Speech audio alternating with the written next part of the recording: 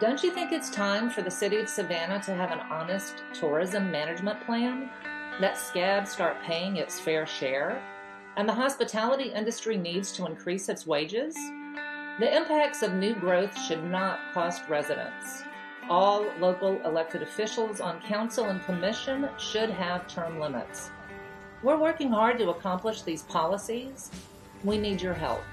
Please contribute whatever you can, $5, $10, or $20, by going to bettersavannah.org.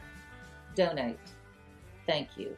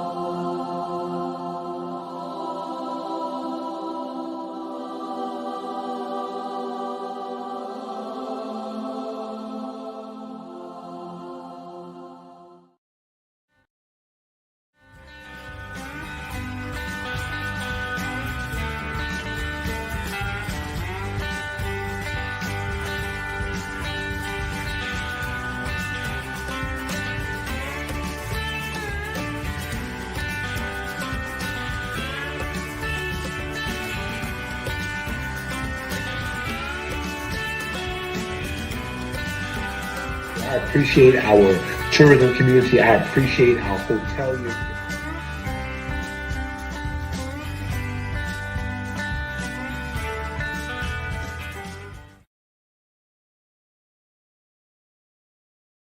The following show and broadcast is a production of Better Savannah, an independent expenditure committee dedicated to better policy outcomes at the state and local level. The views, opinions, and statements made by the hosts and/or their guests do not necessarily reflect the views of Better Savannah.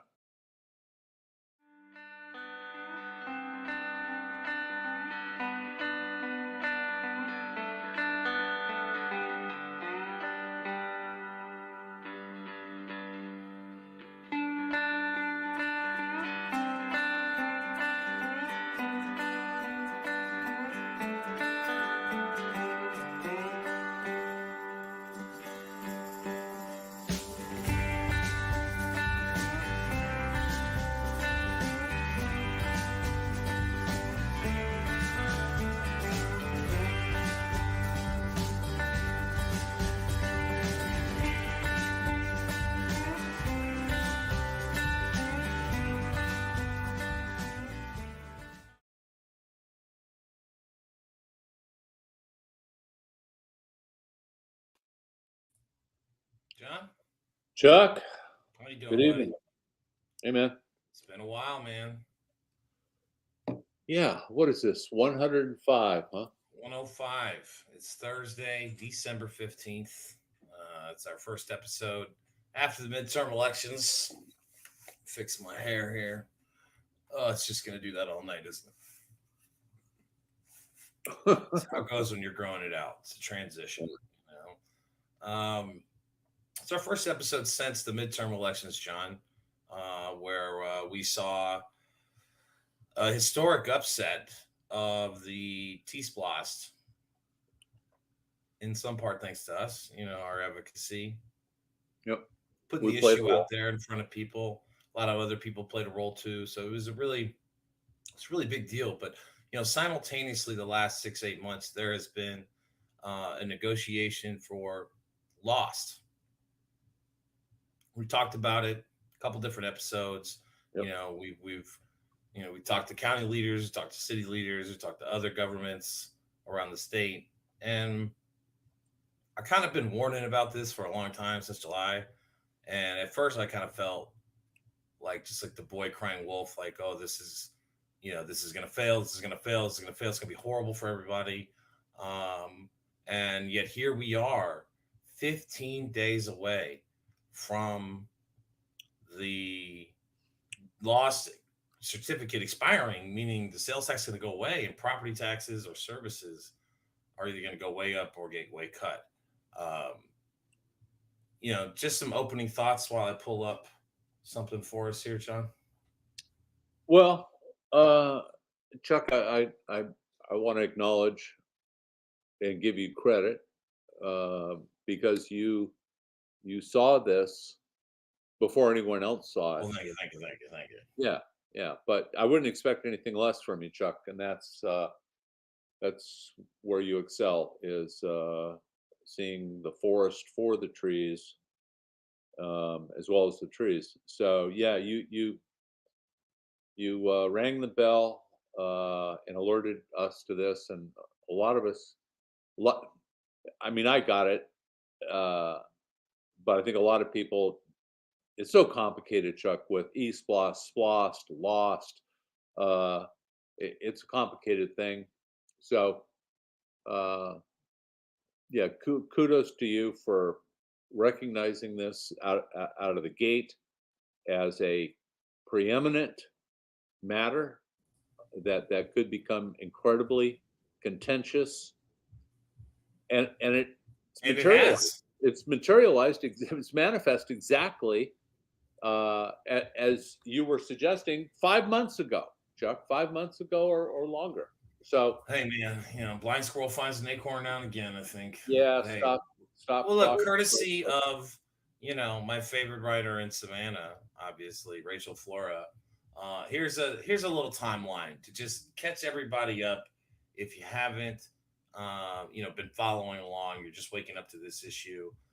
Here's a little handy timeline, courtesy of the Savannian, www.thesavanian.com. Go subscribe. It's worth every penny of $5 per month for a subscription. Absolutely. Over there, friends. So I just want to catch everybody up. March of this year, was the beginning of the TSPLOST referendum negotiations between the county and the city. All right. That took until July, when the City Council of Savannah formally adopted the TSPLOST language. The county approved that in August. Formal negotiations began for the local option sales tax on or around July 19th. All right.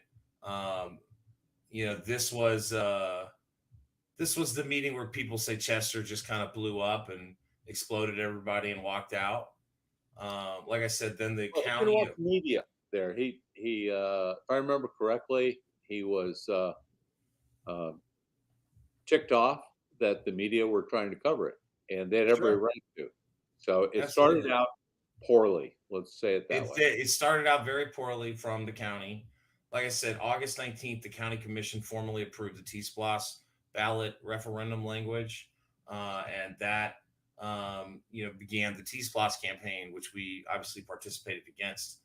September 16th, city and county leaders met in Richmond Hill, but it wasn't, nothing tangible was produced. Today I heard the mayor, we're going to listen in a little while to the meeting from today. I heard him say that they walked out from every session. I'm not sure if that's true or not.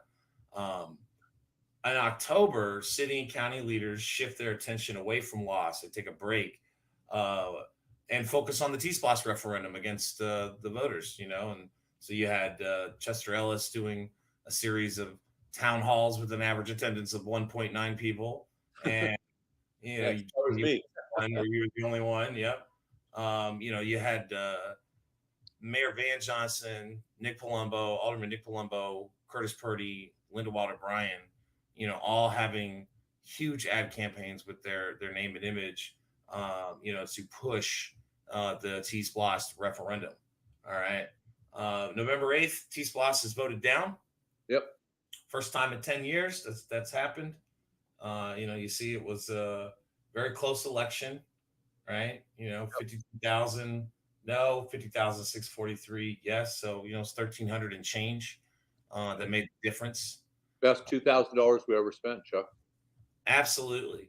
So right after the election, the mayor stands firm against the latest offer from the county, which after the election, the county offered a starting point of 31% with an escalation to 49% over 10 years. November 22nd, they have a meeting at Oliver Manor on State Street. The city came in with a starting point of, the county came in with like 26, 27%, going to 31 over 5 years. And the city countered with 23 with the split, having a 1% or 2% culmination. It's a bunch of back and forth basically the last 2 weeks. All right. Yeah. Oh, wait, I'm sorry. I'm describing the November with the December stuff. My bad, y'all. December 2nd, 2 Fridays ago, Chatham County Commission met and passed a straight up 31% deal with no moving. And that was also the day that they fired or accepted the severance of former county manager Lee Smith, which is separate or not, depending on how you look at things. Right. This is when they met at Oliver Manor, was the other Thursday, last Thursday. Right. As you see, from last Thursday to now, the city and the county are, 5 to 7% away over a number of years apart from each other now, so they've closed the gap significantly, mostly with the county coming down from their ridiculous starting point of 49, 50, 55%. So, after this meeting at Oliver Manor, you see Jay Melder eating food, in the negotiations. Guess he's hungry for lunch or dinner there, accusing the county to walk away. So that day he says it's 102 million in revenue. Today you'll find out it's 105. These numbers always keep changing. That's the thing about these negotiations. They kind of run wild. It's hard to really know what's truth, what's not.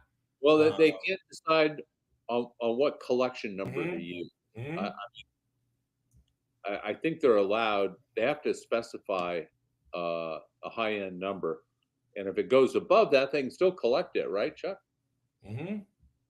So, is it 105 million or is it 120 million? Well, it's based on what you think this area is going to grow by, right? Exactly. How much growth do you think is coming? How much more sales tax are we going to collect? So it's a debatable number.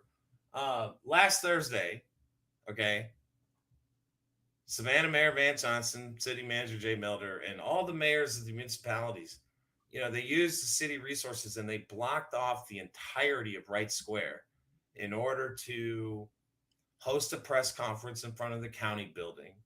And this is, the infamous, let me see if I can pull it up here. The clown photo you may have seen. Yeah. Rolling around the internet here. Let me see if I can find it. Here it is. Okay. So, Van Johnson, the city leaders block off all of Wright Square. They stop the parking of, some of the top kind of administrator types at the county commission building. And then somebody put this clown in the window of the county building. Right. Okay. So this is last Thursday. All right. So between last Thursday and now, we had the city council of Savannah, John, they called an emergency meeting. Okay. Now, you and I know, we want our listeners and viewers to know that it takes, 48 hours notice to call an emergency meeting. So, this meeting was called for on Monday evening of this week. All right. For today. So, just over 48 hours notice, with the only item being the LOST, IGA, the Intergovernmental Agreement. Now, you and I kind of had discussed a little bit, like maybe they struck a deal behind the scenes, maybe, who knows? But I think we also kind of thought, well, maybe we're going to have another round of, more or less political theatrics, right? Well, Chuck, the county's behavior or style thus far, as you just went through the timeline, is say little and walk out. Okay. Contrast that to the city style of bringing in fire trucks, police cars, closing off the square. They are a Cecil B. DeMille production, and they like to grandstand, and I call it stunts, and that's really the city's style. Lots of glitz, lots of glamour, lots of showmanship, and the county is quiet, kind of like a shark, just beneath the water but unseen, and very menacing.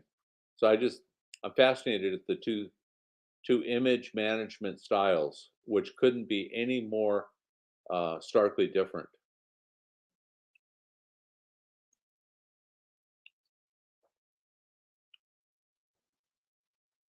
Chatham County.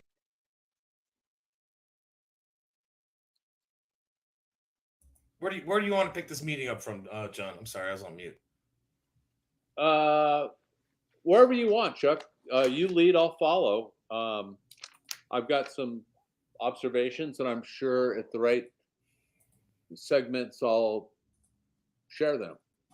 So, this is today's hot off the press. To land this plane. Hours old. How we're situated. Let's start with Jay Melder's opening statement, okay? Give me a second, y'all. Y'all know how this stuff be doing when we go live. They want to make sure we can't get to it, but it's coming.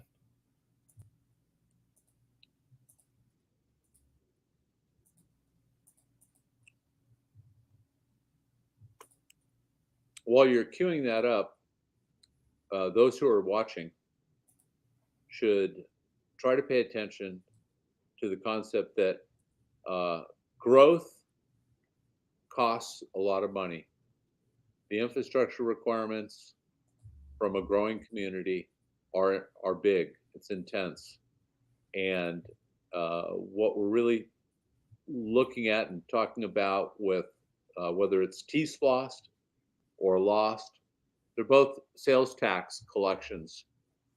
And we, the existing population and citizenry, it's just painfully evident that we're being asked to pay for the cost of that growth. And it's kind of an old position, but it's a reliable position. If all this growth and prosperity helped equally across our community with the reduction of poverty and crime, I wouldn't be complaining. But all this growth and prosperity with us paying for the costs associated with it does not improve our poverty levels, our school system outcomes, or our crime and public safety. So that's the baseline. That's the mantra. Roll the tape if you're ready, and just bear in mind that cost associated with growth is borne by the citizens. That's the message. 100%. So this is about midway through Jay's opening presentation, City Manager Jay Melder. This is him describing the parameters of the deal that he's asking the council to pass tonight. In year one, in 2023, we're proposing a 24% allocation to the county, a 76% allocation to the municipalities. In year two, 2024, a 26% allocation to the county, a 74% allocation to the municipalities. In 2025, a 27% allocation for Chatham County, a 73% allocation for the municipalities. In 2026, year four, a 29% allocation to Chatham County, a 71% allocation to the municipalities. In year five, in 2027, a 31% share to Chatham County, a 69% share to the municipalities. And in years 28, 29, 30, 31, and 32, the last 5 deals, we would repeat that share at 31% for the county, 69% for the municipalities. Since we began negotiations, and in my talk with the professional staff at the county, 31 was the number that the county would like to get to. It represents a population share for the municipalities, or the population share for unincorporated Chatham County, although lost by law cannot be used in the special service district or in the budgets for unincorporated Chatham County. We know that Chatham County provides state mandated services that we rely on as residents and as municipalities. They pay for the court systems, for the jail, for 911 services. They are responsible by law for homelessness efforts. We want to make sure that the county has the money it needs to provide those services, because those services need to work well. So that is why the municipalities have agreed to allow Chatham County to reach that 31% by year 5 of the deal, which means that 6 years of the deal they would be at 31%. Our ask to the county is that we get there over a relatively short period of time to allow the municipalities to adjust budgets, so that we do not, 1, have to reduce needed services to residents, or 2, more importantly, raise taxes on property taxpayers. We think that this is a reasonable request, and one that, in discussions with staff at the county, they find reasonable as well. So we want to be able to present this offer formally to the county. We want to ask the county commission to use its last regularly scheduled meeting of 2022 to consider and approve joining us in this agreement, so that we can send the necessary paperwork to Atlanta by December 30th, so that we can continue to collect lost and not have to raise taxes on our residents. I will also say that a big part of the work in this agreement is negotiating the municipal share, how we split the municipal share amongst the 8 municipalities. We have wonderful partners across our municipalities, and we have been working closely together since day one. And we have come together as a group almost weekly to discuss our negotiations, to discuss our numbers, and to make sure that we were all on the same page and the same accord about how we would divvy up the municipal share once that was decided. We have that municipal share agreed to with this offer with the municipalities. We know exactly how much everyone will get, so that we can fill out the necessary paperwork for the Department of Community Affairs and make sure that we continue to collect lost. So it's my very strongest recommendation that I can make, that council unanimously approve this lost allocation, so that the county commission can know exactly where this body stands and believes is fair for this allocation, and they can take up the issue tomorrow at their final meeting. I'm happy to answer any questions. All right, so that's the opening, the beginning of this campaign of hope, I would call it. All right. Yeah. Can I make an observation? Please. I'm going to find the next clip. Go ahead. All right. Jay Melder used the words, our wonderful municipal partners. And it just struck me, Chuck. I wonder, in the other 7 municipalities, if any of those municipalities have a majority or 5 vote requirement for one of their city representatives to get something on their agenda. I guarantee you they don't. So Savannah is not exactly holding the torch of democracy, lighting the way. As a matter of fact, since the rule change package occurred in the first quarter of this new council's term, it's really been an imperial government that functions 100%. Yeah, like a strong mayor, but that's not what the charter says. So I just want to point out that although the city manager talks about the warmth and friendship and camaraderie with his wonderful partners in the other municipalities, it's not the same in every municipality. Savannah has been shut out, and it's a fiefdom or a kingdom because access to the agenda is only accomplished through extraneous hoops and hurdles to get through. So, Good evening, anyways, Dr. Jones. Let's hear from the emperor. Okay. okay. And we just approved the budget a couple of days ago, a week ago. Um, Obviously, there are some municipalities that are in the middle of their budget streams right now. And so that is why for budgets, you want to move gradually. And so you'll see that in all of this, the municipalities are constantly giving. The county is constantly gaining. And the city manager said, we already pay for for county mandated services through our property tax.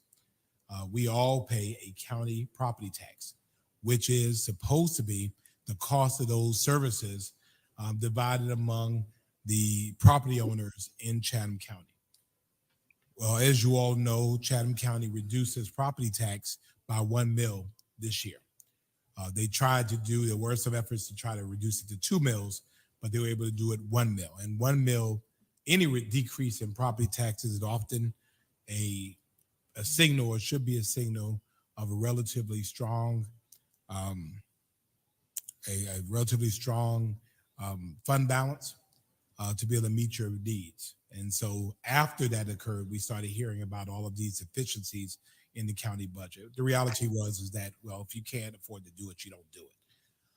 Many of us have been talking with our counterparts and partners on the county, and I know from the ones that I've talked to, all have shown a real eagerness to get this done, to get this solved, to get this finished.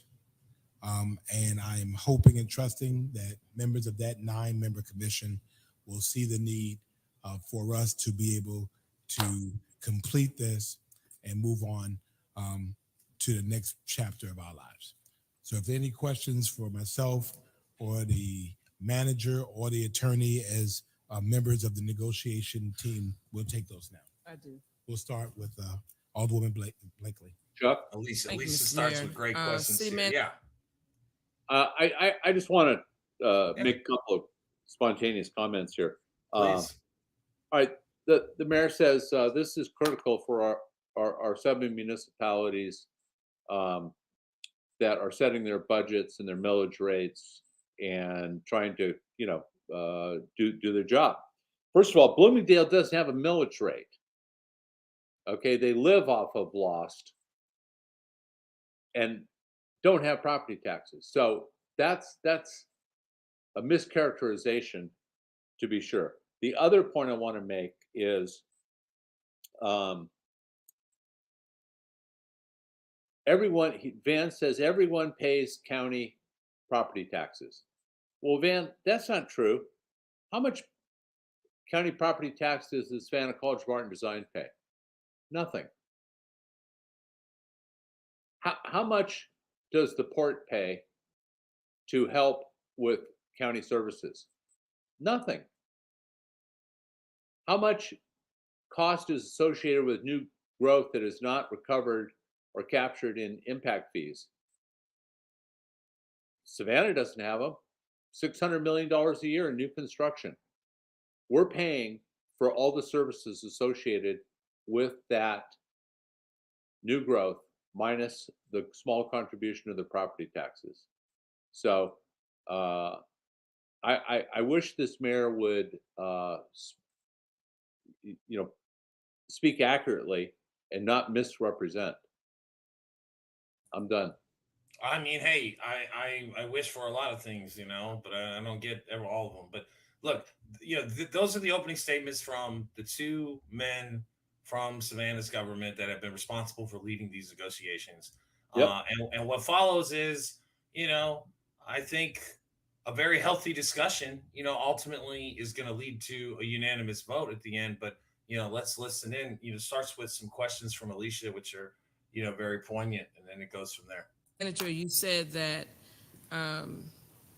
this loss allocation offers a 10-year period, and you spoke about the municipal percents of allocations.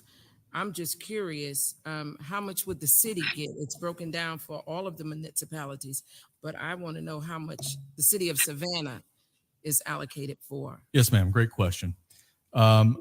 So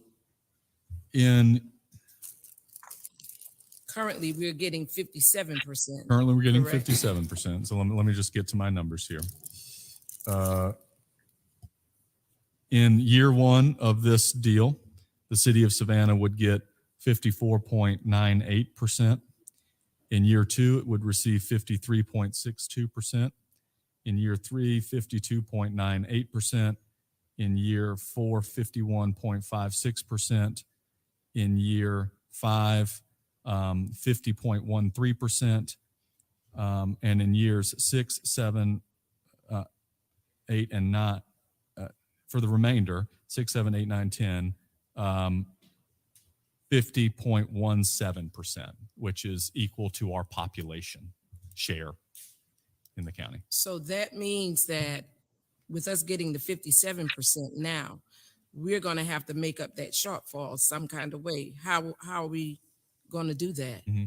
Well, it's true that we would be receiving less as a percentage of the lost share with this agreement, but our digest growth are increasing, and so with our conservative projections over the next 10 years about how sales tax would increase, that would give us enough revenue over the next 10 years that I would not have to recommend to council that we cut any services that I can foresee unless the economy drastically changes, or that we would have to increase the millage rate, barring any drastic change in the economy.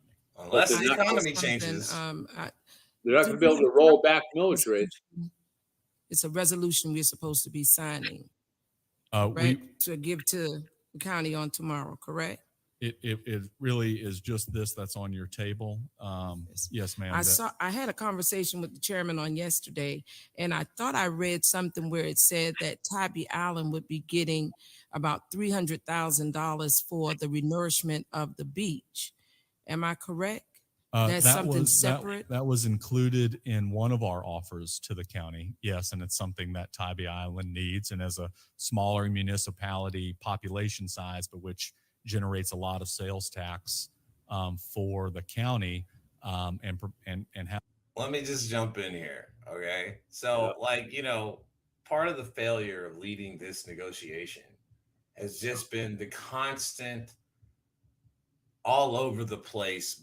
It's both sides, but for this segment on the city side, they opened negotiations with Van saying that the county needed to get 8%, 10% less than they get already, right? Which is, given the context of things, it's a ridiculous ask. Okay, yes, we do pay property taxes. Yes, we are all citizens of Chatham County, but it's one municipality that's overloading the criminal justice system. There are over 25,000 criminally backlogged cases in the DA's office, okay? They're coming from one city, and this has been an issue for 5, 6, 7 years. Right? 8 years, 9 years since 2014, maybe, a little bit more, so the county needs to make a 10-year deal that makes sense for the issues that they know they have. It's going to take 3 to 6 years to clear the criminal backlog. It's going to take at least that long to fix, the police department and the poverty and crime situation in Savannah. So I think that's really the merit-based issue on that side. However, the city, constantly throwing things in, throwing in, beach renourishment money from Tybee Island. Who thought that curveball was coming in to this conversation? It just seems to me to be kind of a distraction. What do you think? Uh, the, the question I have, Chuck, and I don't know the answer to it, is I wonder if it would have been possible in these negotiations with the county that the degree to which the city of Savannah was willing to give up some of its pre-established last decade collection percentage, right? Every Yeah. 1% is how much? 1.3, 1.4 million. I think it's like 1.25 million right now, but it's Yeah. going to grow over the next 10 years. Do you think it would have been provident or smart for the city to say, well, listen, if we add an extra percent, will you increase by 5% your affordable housing contribution Or homelessness spending? or No, none of that has been brought up. It's been beach renourishment for Tybee, a tourism, product. I mean, of course, all of us enjoy the beach too, at least once a year, probably. So I don't know. well, it just seems like maybe an opportunity in the negotiations was missed because you can't complain about Chatham County getting a larger share and then come back and say, but you didn't spend it in the right spots. You're deficient with housing, affordable housing initiatives. You're deficient with homeless mitigation and management. So I would have said, listen, you guys want more money? Help me understand and want to share more with you. These are the areas that we see the county's not paying their fair share. Would you be willing to commit to increasing your budgets in these categories? That would have been a different level of negotiation and meaningfulness, if I can say that. Well, as we see from hearing from the aldermen and alderwomen, a couple of them see your point and some of them don't. This is Palumbo right here. Thank you, Mr. City Manager, for the presentation and giving all of us some of the background information on what's happening on this value discussion. How much is the entire value of the proposition that we're talking about today? In our estimates, and we believe that the 10-year collection of loss will equal $1.6 billion. 1.6 billion. And under the proposed arrangement that we are offering to our Chatham County partners today, how much of a larger share will go to Chatham County government? Chatham County would net an additional revenue over what they're making today, approximately $105 million. Chatham County government will net a positive of $105 million over our current structure. And we're here today at the 11th hour in December. Had this been offered to them before in previous discussions, and had they agreed to, were they willing to turn away $100 million?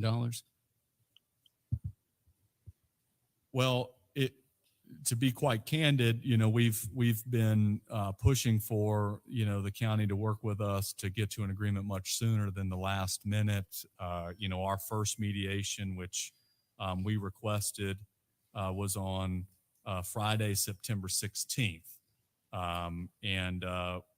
We, at that meeting, our last offer was a bracketed offer to negotiate between the county receiving 20% and the county receiving 31%, which is where we've ended up and which is the bracket that they agreed to meet us at our most recent mediation, which was held on December 7th. And so, for the municipalities. Okay, John. Okay. All right. So I just want to interject here. Okay. Chuck, you're not going to make me sit through and listen to. I'm sorry, there's a lot of stuff here, but we'll get to the meat. I know we're going to get to Linda. We got Keisha. There's a lot here, but I just want to point out the city manager, Jay Melder, is saying that back in September, they offered this 23 to 31% range, right? from my conversations, your conversations with various county leaders, that offer was not on the table. Wasn't a good That faith. offer did not come on the table until after TSPLOST failed. Okay. Yeah. I mean, that's clear to me from my experience through this process. So for the city manager to say that that was offered in September, I'd like somebody at the county to confirm that. It'd be really helpful, you know, because the people I've talked to at the county, they did not hear about this range until after the TSPLOST failed. Your thoughts, John? Well, I think after TSPLOST failing, both governments went into a bit of toxic shock, and the attention and the importance of resolving lost after TSPLOST failed became hyper important. They couldn't suffer a second loss like that. So it it drove a new energy into the parties, and they started to get serious and compromise at that point. The whole notion that the city would start out asking the county to take less percentage for the next 10 years was absolutely asinine. That was just bravado and bullshit from Van Johnson, which he's famous for. All right, let's listen to Dietrich and Linda. Oh man, fast forward. bamboo I'm shoots. getting through it as quickly as I can, brother. Okay.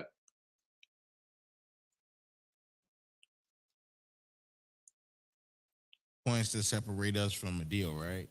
Yes, sir. 7 out of 1,000. Out of 1,000. So actually, I just want to applaud you guys for the efforts where we are now to come from where we were. Thank you.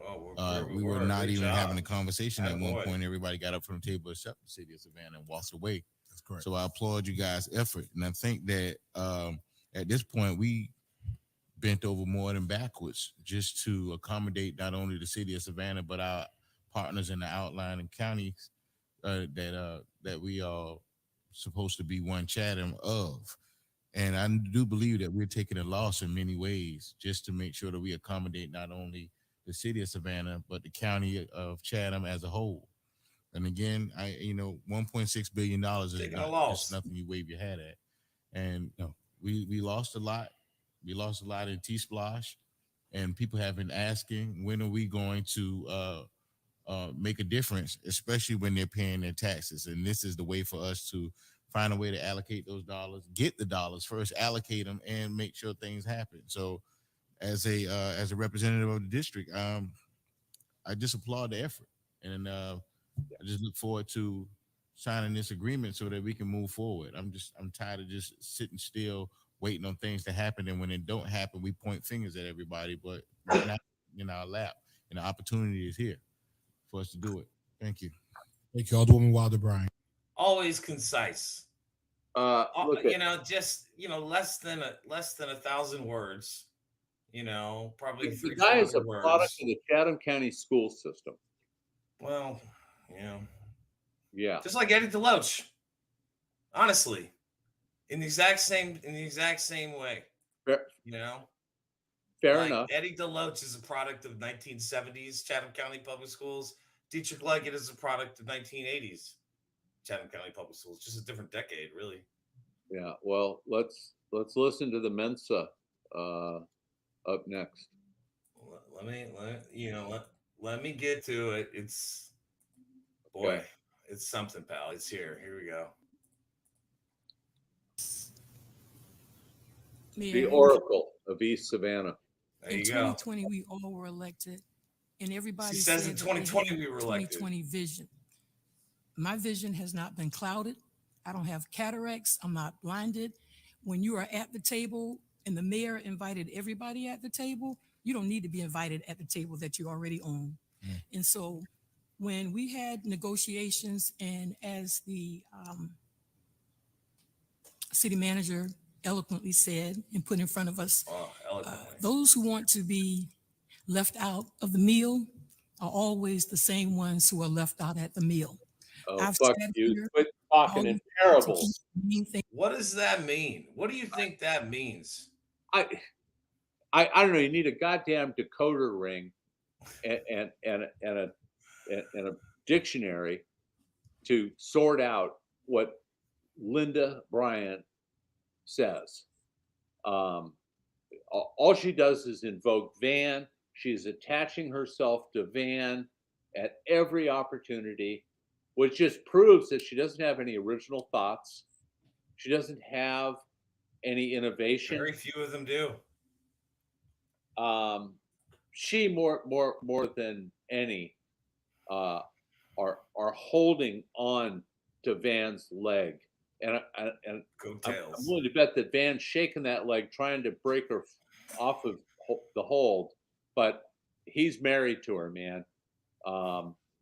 She is I would say she's the most insipid person on council, and a close second is Estella Shabazz in terms of cognitive commentary and participation. Go ahead, Absolutely. punish me some more, Chuck. I know. Keep it going. The main thing, and the main thing is we need a win. I've sat here We need a and win. disrespected, and we say, who's going to win? Yeah, Well, we've hold had on. Shirley, Larry, and Mo. We need a win at Linda's Seafood is what we need, because you didn't like the food, so you call the police to have them muscle a refund for you in a civil matter, and 3 officers show up because your omnipotent ass is sitting on the corner in your Range Rover waiting for them to arrive. Don't give me this. There you I'm go. a woman of the people bullshit. Linda Wilder Bryant is a fraud and a phony. Listen to what she calls her council members. show, and nobody complained about that. So I've sat here, been disrespected, and we say, who's going to win? Well, we've had the Curly, Larry, and Mo show, and nobody complained about that. So to sit up here and sanctimoniously say that this is a political pun, it isn't. We need to make sure that we get more bang for our buck. The clowns, the disrespect, who's on first base makes no sense to me. All bases need to be covered, and we do that by what we saw on Monday of last week. Every municipality was there, and to show force, they stood behind our city manager who just got here. So that to me means that they support and understand that the risk is today. And so we have to continue to be proactive and not reactive. That ARPA money that we had, we spent it. We have receipts. We spent it. And so when We people spent say, it. You heard her? That ARPA money is gone. That federal money is gone. $55 million. You know, it's amazing in these debates what these leaders will let slip. $55 million, John, and it's gone. Yeah, That's well, what she just said. The next question is, let's see an accounting of where it was. She said they got the receipts. Let's see them. Please produce the receipts. that we have not done anything in spite of the division, the bickering. We have got a whole bunch of stuff done. And so when I say I stand with Van, I stand with Van. I don't have to be pushed or prouded, because I don't have to stand on things that are not popular. I stand on conviction. Now, if people don't understand that we're at the 9th hour, that we have been fighting for this, Mr. Sherrouse, I appreciate you. And so all the laughing and bickering now, it makes no sense to now sit up here and say that this is something about politics. Politics got us to where we are. So it's going to take politics to get us out. Mr. Melder, again, please, I have the floor. And so I don't want to spend a lot of time, but for people who have just came and are listening, can you just briefly make it as basic as you can? Please make Thank it you. as basic as you can. Just wanted to It's not your a thoughts on political Dietrich pun. and Linda while I find the other clips, because Well, we're going to end it. That was in response to Keisha's statement, Yeah, and I'm going to play that at the end here. But I want your take on the district alderman there so far. Well, Linda Wilder Bryant is living proof that a competency or psychological evaluation ought to be mandatory when you qualify to run for office. It's not a political pun; it's a political stunt, and you're not prompted, you're prodded. It's just so painful to know that she is an elected official with the city of Savannah. I mean, my eyes are bleeding, my ears are bleeding listening to her.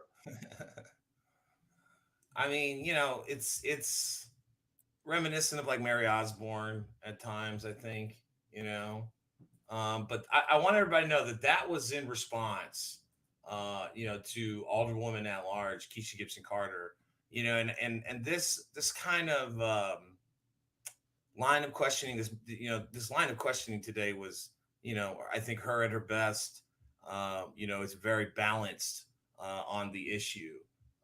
So, I just want everybody to know they voted unanimously to pass, their counter offer back to the county. And on the other side of this clip, John, we'll talk a little bit about, what's next. But, seeing those other council members, in response to, Keisha's statement that I'm about to play, I think is really, really wild. Well, I have a closing statement when we're ready after Keisha. Let's take me a minute. Hang on. All right.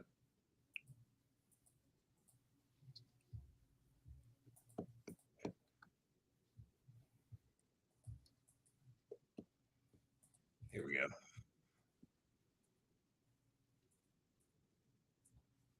In far less than we actually generate. Yes.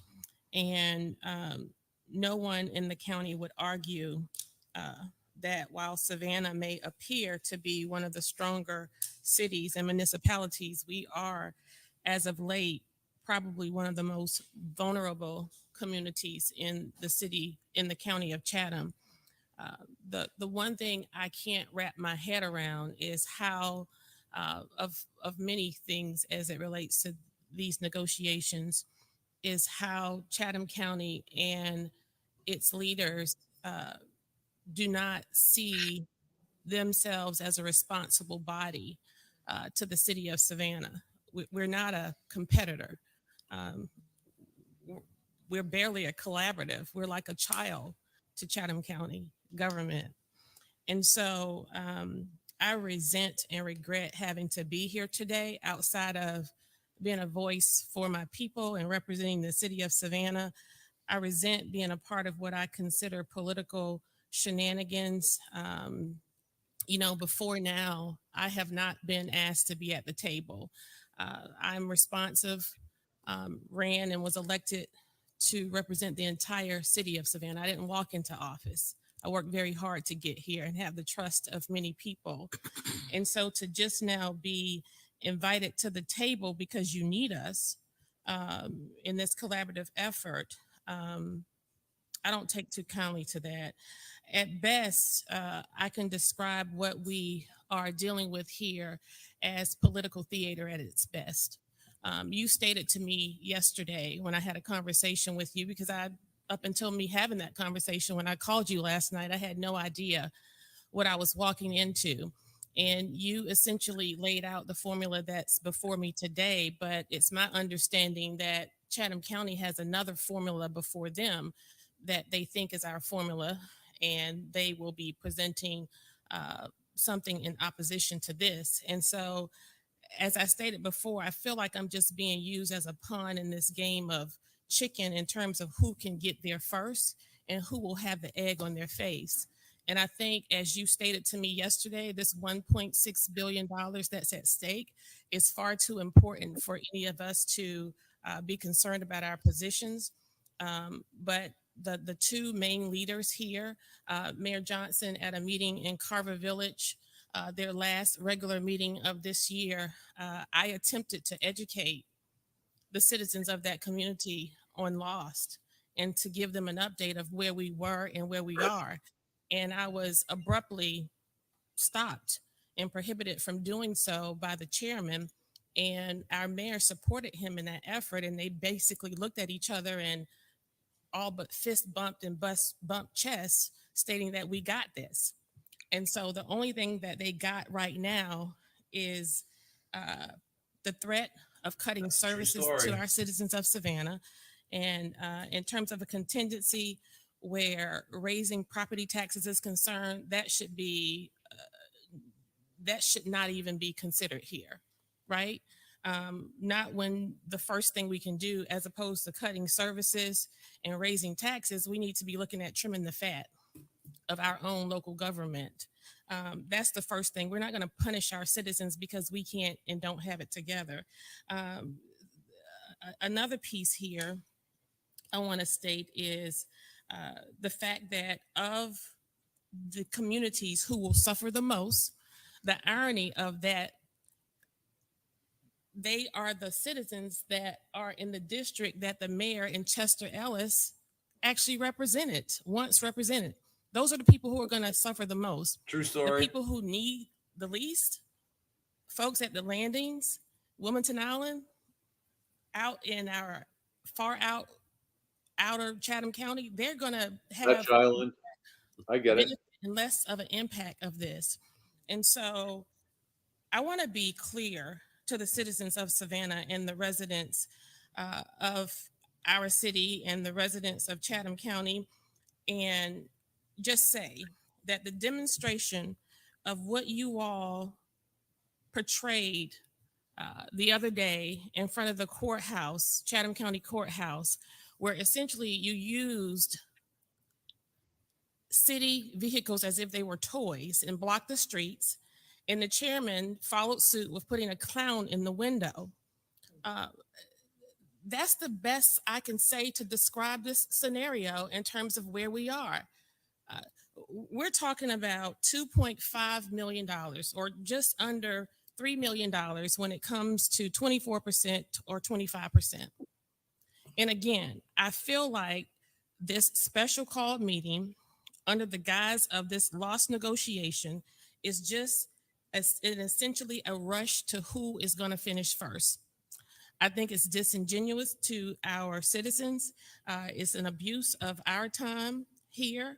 And again, I don't mind spending time for my citizens if it's going to be of a benefit to them, but I don't want to be used in this way.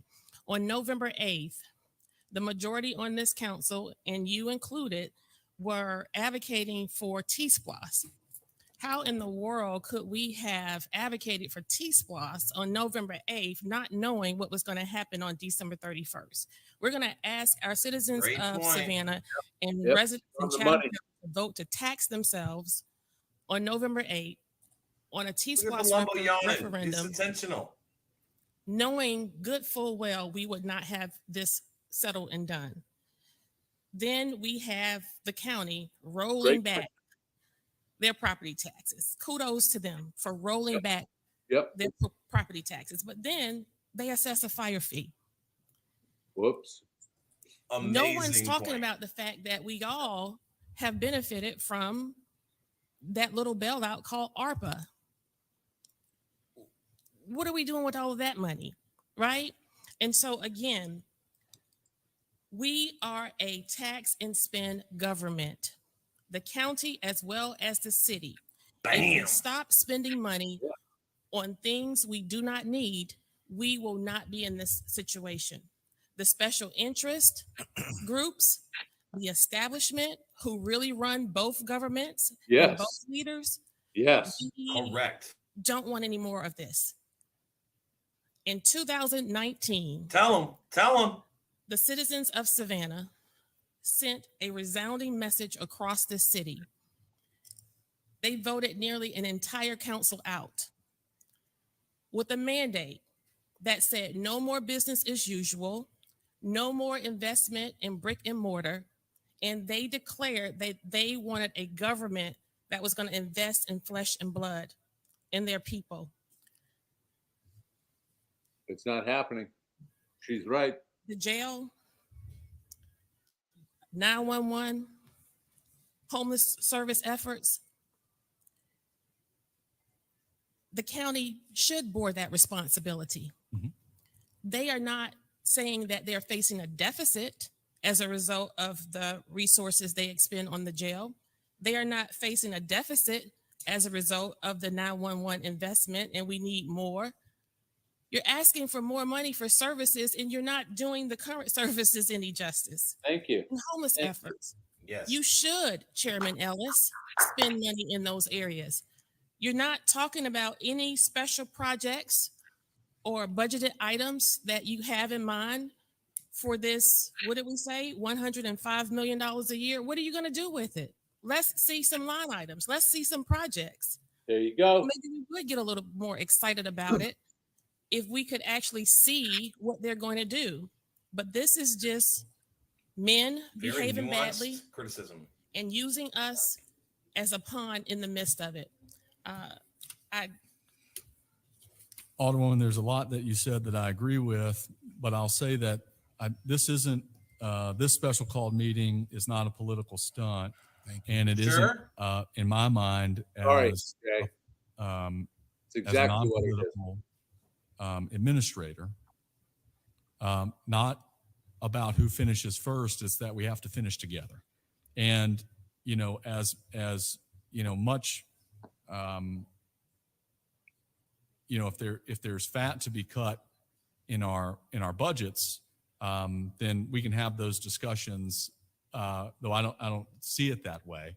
But there's not $1.6 billion worth of. You know, of again, fat. straight to the biggest number. Okay, like that is misleading. Okay, the entire deal is worth 1.6 billion. We are nowhere near 1.6 billion dollars apart from each other right now with the county. And we were never going to get 100% of it anyway. It's just right. You know what I'm saying? So like to use that as a response to the legislative body that is your direct oversight, you know, it's just not really. It's disingenuous, Mr. Manager. Okay, you know, be real. Like, you know, it's like Palumbo earlier on in the meeting talking about how can the county walk away from 100 million, 100 million, 100 million, 100 million. Well, it's 100 million over 10 years. That's $10 million. Okay. You know, the average line prosecutor, you know, in the district attorney's office, you're looking at $175,000 minimum, plus contributions to retirement and health. You know, 10 attorneys, you know, you're talking about $3, $4, and $5 million. It's just going to add up quick. Listen, I thought Keisha's comments were exceptional. I thought they were on target. But I want to make a closing statement, a summation. Okay. What we've been witnessing over, you know, the last several months in this, you know, rush to pass TSPLOST in a dreadful economy. This 11th hour fire drill over Lost. People understand what's happening. The growth that we are experiencing, both in the city of Savannah and Chatham County, has an impact. It has a cost to deliver services, whether it's for the 15 million a year visitors that we have, or for the tens of thousands of new people that are going to buy homes in West Savannah. It's unfair to pass 100% of those costs on to us through sales tax, or an inability to roll the millage rate all the way back, or to jack up water and sewer fees every 6 months. Growth is costing us, and by us I mean the people who live here, who've invested here, who have paid their dues here. Okay, I think Keisha gets that. I think she's the only one that's willing to talk about it. I don't think Dietrich, Linda, or Curtis have any appreciation for that phenomenon.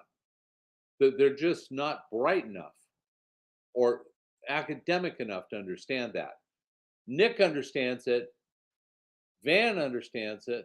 Forget Estella.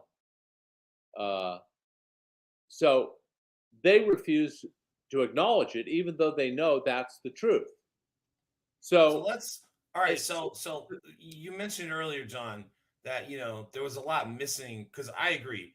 Anybody who wants a summation of Savannah the last 10 years, just go look at that 4-minute clip of Keisha, and I'll probably break it out and put it out there later. It's just a really good summation, but there's a lot missing in this whole discussion. Yeah, I'll tell you what's missing.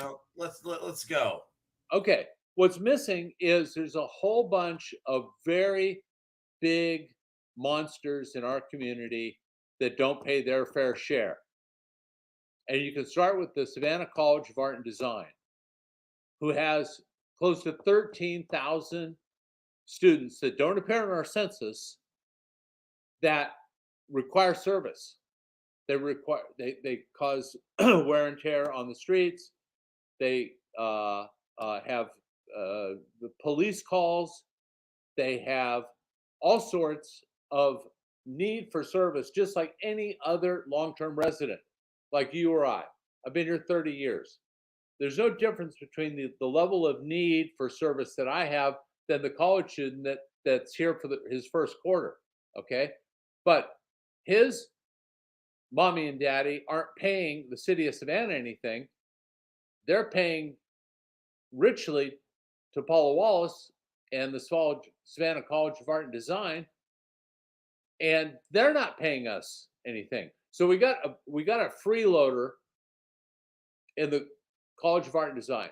The second thing is the home builders who do construction and build new things. $600 million of new permitted constructions last year, and we got zero, nada, zilch in terms of impact fees. And every other respectable progressive city, county in this state have adopted impact fees, and not just yesterday, but 5 years ago, 10 years ago, or 15 years ago.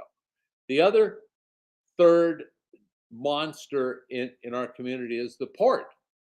Now, up until the late 1980s, early 1990s, we had an agreement with the port that they'd pay $1.50 per container that transited in or out of the port.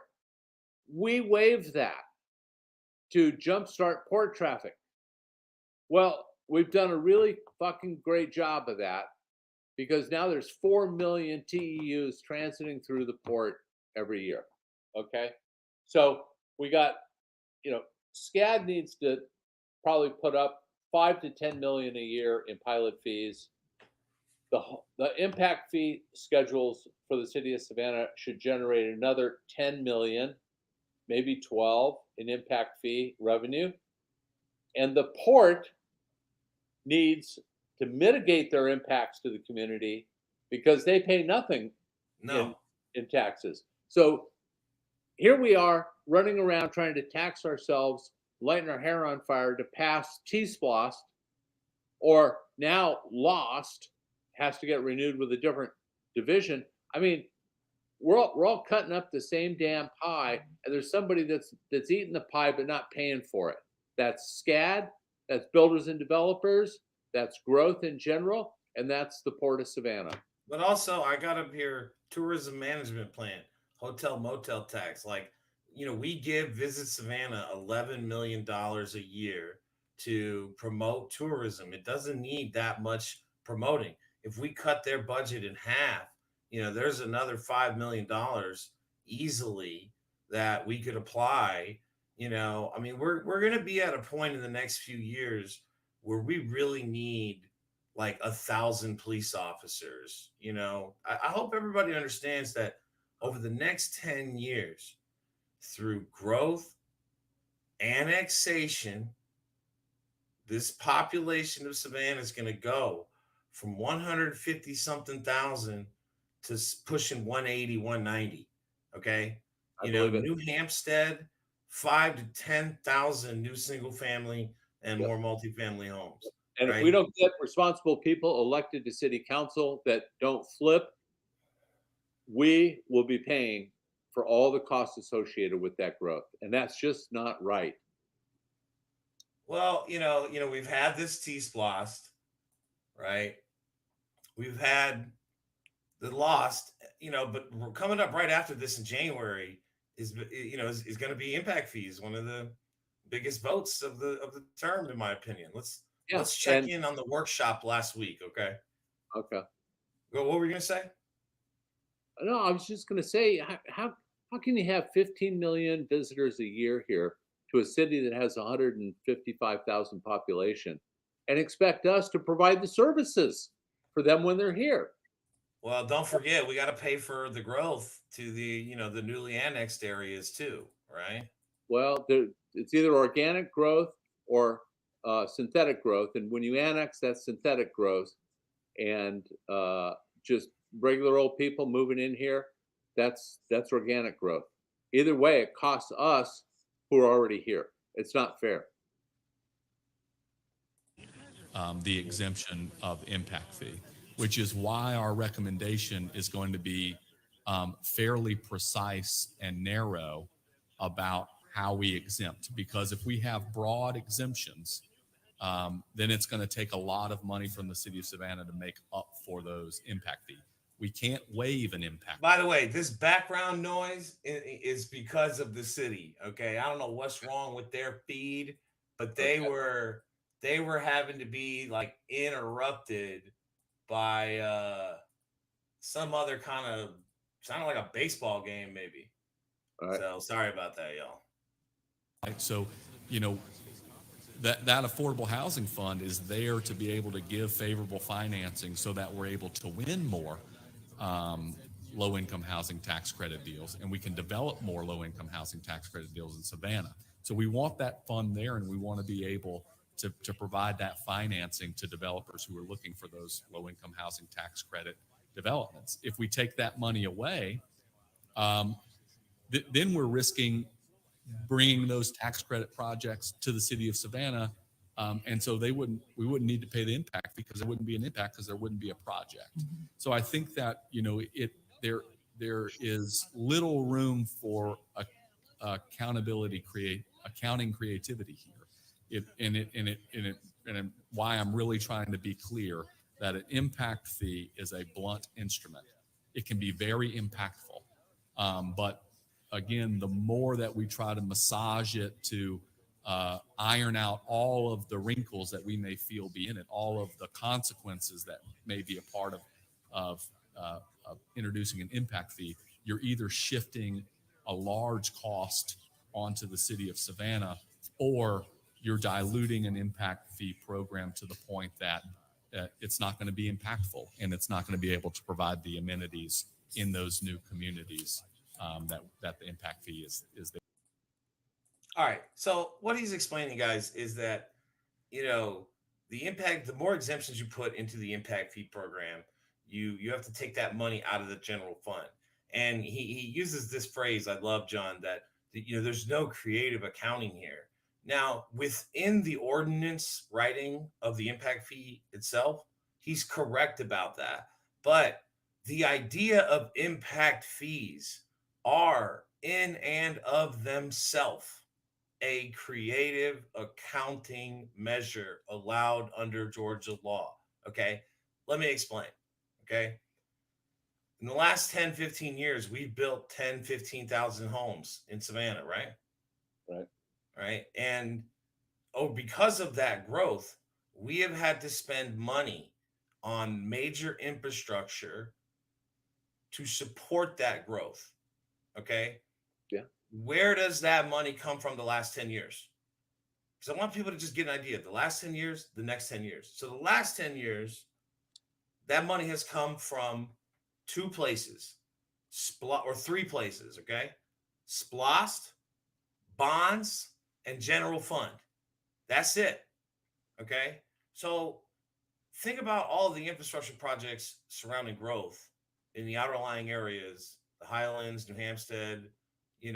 Every time any SPLOST project that has the word canal in it, I mean, honestly, just think of growth, right? Yeah.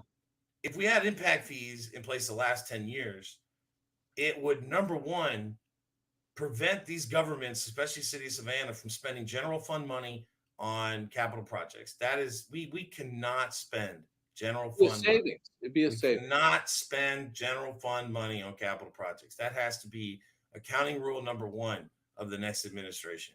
Okay. Yep. Number two, right? It frees up those SPLOST dollars.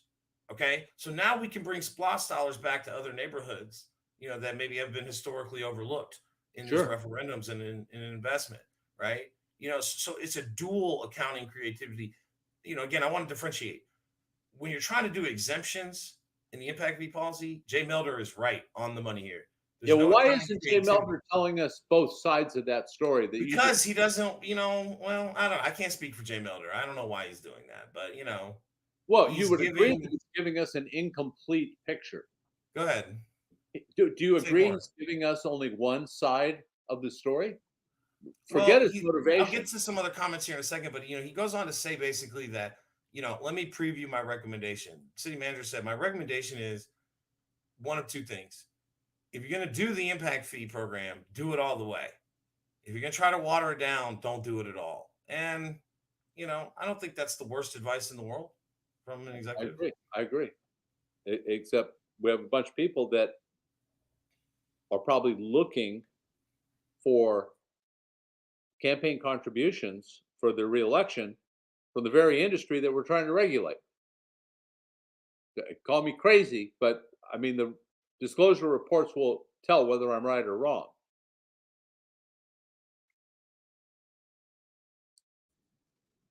Let me show you this. This is Jay Melder's recommendation. Okay, I just want people to see it in his own words. You tell me what you think he means. This is one of those programs where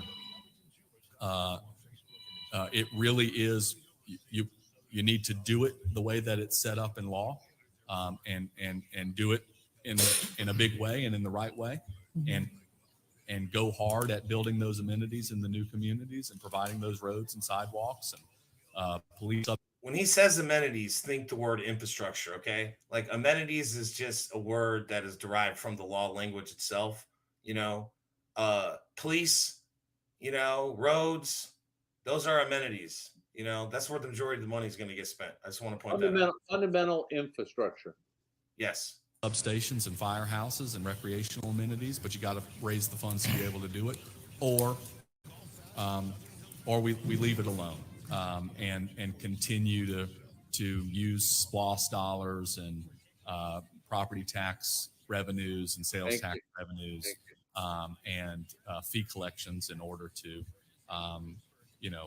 pay for those amenities. The problem is, the choice that you'll have to make is, we're going to experience a tremendous amount of growth in the next 10 years, especially in our West Chatham communities, in New Hampstead, in the Hopeton areas. Quit annexing.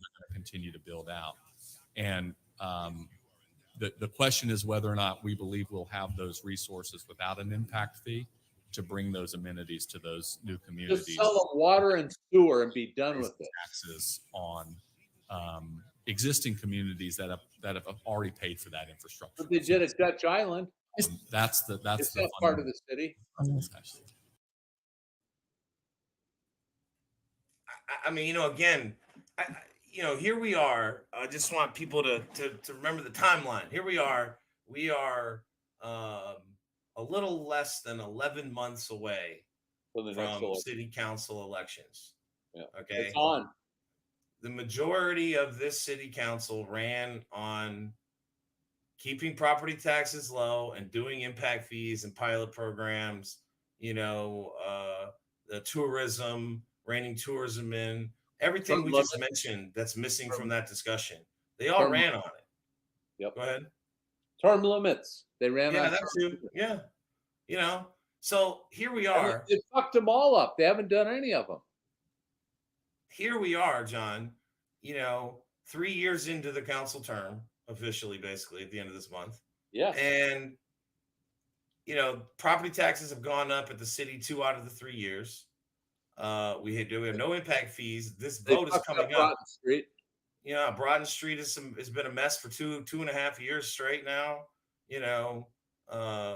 We held the police chief in the position way too long until we could get him a federal job. I mean, there's a lot of things negative about these last couple of years, but here we are, 10 and a half months out from the election, and the leadership test of not just Mayor Van Johnson, but the council majority, and if you think a little bit farther along, definitely the chairman of the county commission, Chester Ellis. They're all sitting up here failing leadership tests. TSPLOST, massive mistake to put that on the voters at this time, while you didn't even have loss anywhere near negotiated, while you're asking people to tax themselves more. That's utterly ridiculous, right? And now we're 15 days away from sales tax lost, expiring the certificate to keep property taxes down. This is all this massive failure. We're going to go directly from maybe getting a lost agreement to passing this, because I'm about to play you a clip. It's a failure, Chuck, and they can't turn it around in the next 10 months, man. Too much water over the dam. The next election can't come soon enough, as far as I'm concerned. And I bet you there's going to be a roster of people more qualified, more honest, more committed, more reliable than the 3 or 4 Benedict Arnolds that we helped impanel. We're responsible for this, Chuck, and we've got to undo this.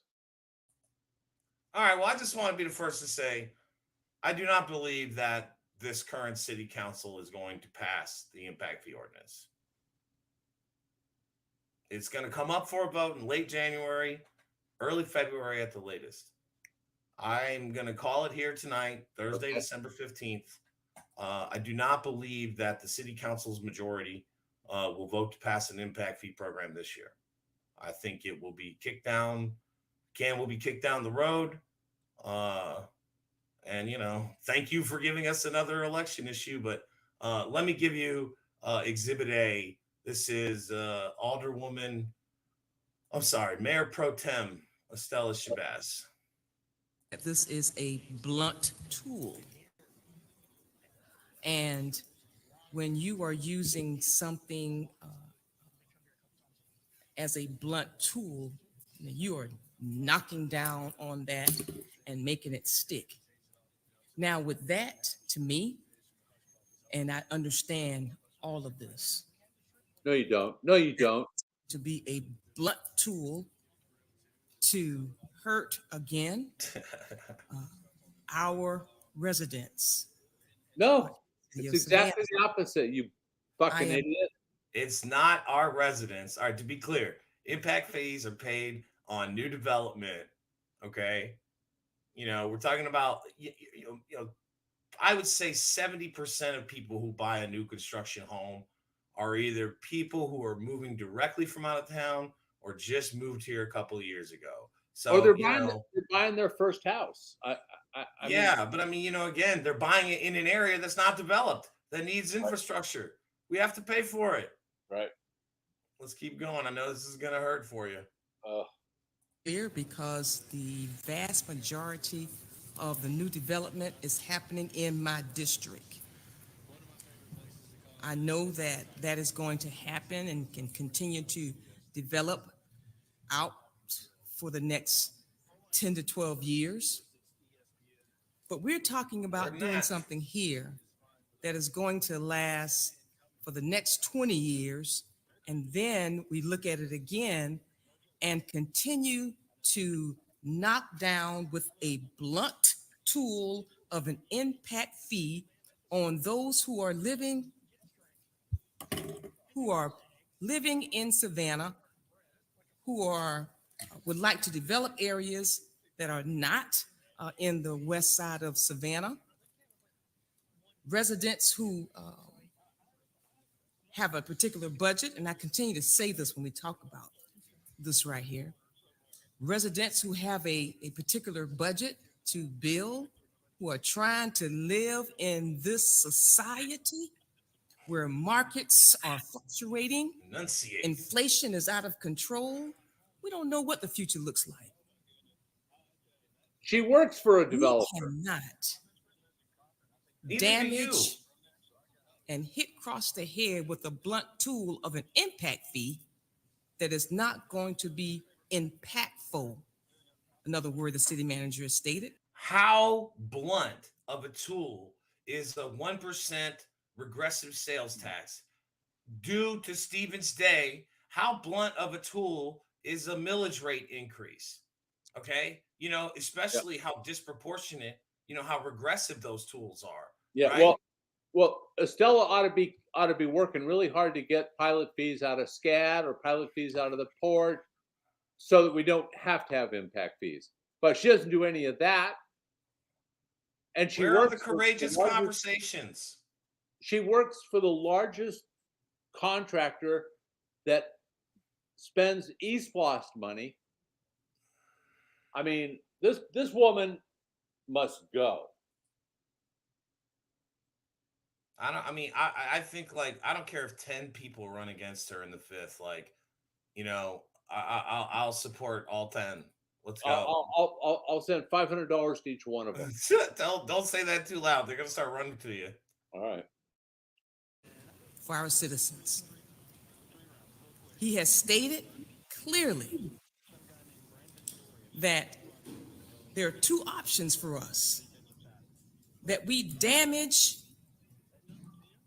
place a one-time large amount over excessive amount of folks' budgets who are trying to build. Yeah, financed into the deal. Do that, or do not do this. Now, for me and the residents of the 5th District that I've been talking with about these 3 ordinances that we have been talking about for the past 6 months, they are not for this. Bye, Felicia. We don't live the 5th District again. I say the majority of the development is happening far out west Savannah and most of the annexed areas. I just want to rewind that because I got something to say, okay? All right. Place live in this society. A one-time district that I've been talking with about these 3 ordinances that we have been talking about for the past 6 months, they are not for this. We're going to find out.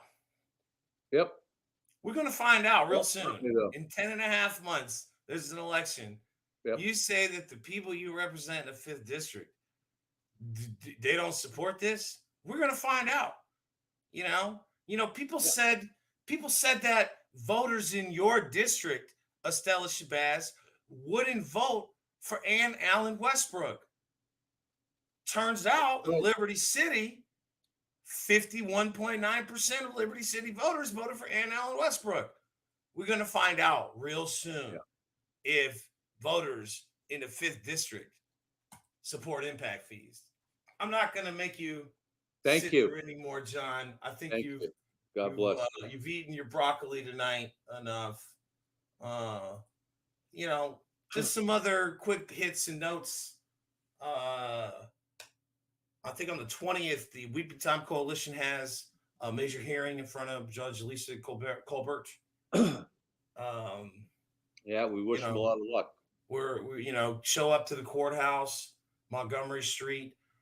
Tomorrow morning, on Friday, December 16th, Chatham County Commission is going to meet to, theoretically, I guess, consider Savannah's proposal they passed this afternoon. We showed you guys. But who knows? Yeah. I'm just flabbergasted that we have such a assortment of subpar people on our city council, Chuck. It's quite disappointing, There's only one solution. You replace them. Yeah, it's the 20th for the Weeping Time. Tomorrow, the 16th is the commission meeting. So, if you have time at 9 a.m., I don't know how long they're going to be in executive session, but theoretically, they'll be considering things. We'll probably come back with another quick show before the holiday break. But, we took a, well-deserved break after the midterms. I think the message is clear. What do you think about this? What do you think about this, John? The voters of Chatham County just voted down the transportation special purpose local option sales tax, 5149, right? Mm-hmm. I want to posit the notion that Chatham County voters and city of Savannah voters will increasingly get to this position that we are not going to vote by referendum to tax ourselves more until you get these institutions to pay their fair share. Okay. The tourism industry, the ports, the developers, home builders, the SCAD. All right. 100%. We don't want to pay higher property taxes. We don't want to pay higher sales taxes until you bring these people to the table and get them to pay their fair share. You are not going to get, the power via referendum for any new sales taxes. So, SPLOST, that expires in 3.5 years. eSPLOST in 4.5 years. We might very well have a 4 or 5% sales tax in a few years if these people don't start doing their jobs. Absolutely, Chuck. The tourism industry, Savannah College of Art and Design, the ports, and the builders and developers have gotten a free pass while we picked up the tab for their profits. So I love your idea that we will collectively as a community make a statement that says we will never support another sales tax referendum, whether it's eSPLOST, SPLOST, or TSPLOST, until such time as you get the people who don't pay their fair share to pay their fair share. That's a winning position. People are ready for it. And I thank you for that. That's it in a nutshell. Here's what I want to leave you guys with. Alderman Palumbo, Leggett, Alderwoman Linda Walter Bryan, the mayor, they all spoke about, even Mayor Pro Tem, about this deal tonight. They spoke about hope. We hope the county will accept this deal. We hope that we always hope to get this done. A policy position based on hope is not one I am extremely confident in my elected leaders in. Okay. Jesus take the wheel is not, an appropriate public policy position. We can't just hope that things are going to work out. This was a complete failure from the beginning, from July. They should never put TSPLOST referendum up. This was just a massive failure of leadership by Chairman Chester Ellis, by Mayor Van Johnson, and everybody else involved. Agreed. It's nothing short of that, really. You got anything else, John? Chuck, I'm only going to say that I'm hopeful that with enough losses,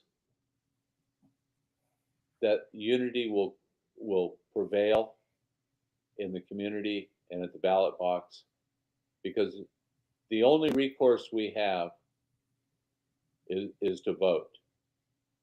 And we have 4,000 followers. There's only going to be 30,000 or so votes cast in the next city election. And we'll do everything we can to point voters to the very best candidates, just as we did in 2019.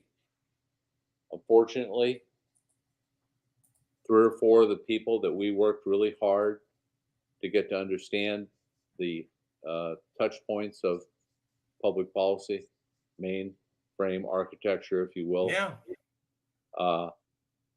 sold out for a box of chicken, man.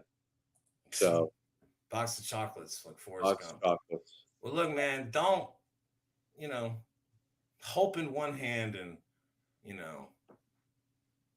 no, it's, what in the other, and you just see which one fills up first. We'll be back, y'all. We'll come back next week. Hopefully there's an update. Y'all peace out. Share this episode, send it to everybody you know that's in Savannah, Chatham County. I'll leave you guys with this. Hope. It is the quintessential human delusion, simultaneously the source of your greatest strength and your greatest weakness.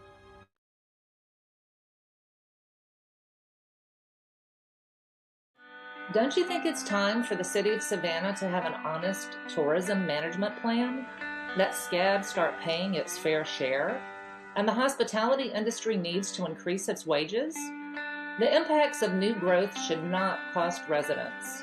All local elected officials on council and commission should have term limits. We're working hard to accomplish these policies. We need your help. Please contribute whatever you can, $5, $10, or $20, by going to bettersavannah.org. Donate. Thank you.